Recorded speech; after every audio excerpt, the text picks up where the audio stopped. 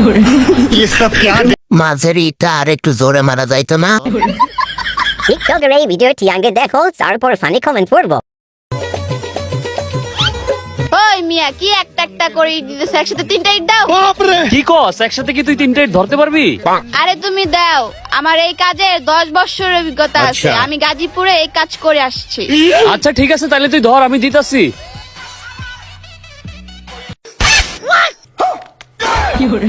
ये सब क्या देखना पड़ रहा है? अच्छा है मैं अंधा हूँ। चलिए शुरू करते हैं। নদী বন্দর দেখে ভাইরাল হয়ে গেল।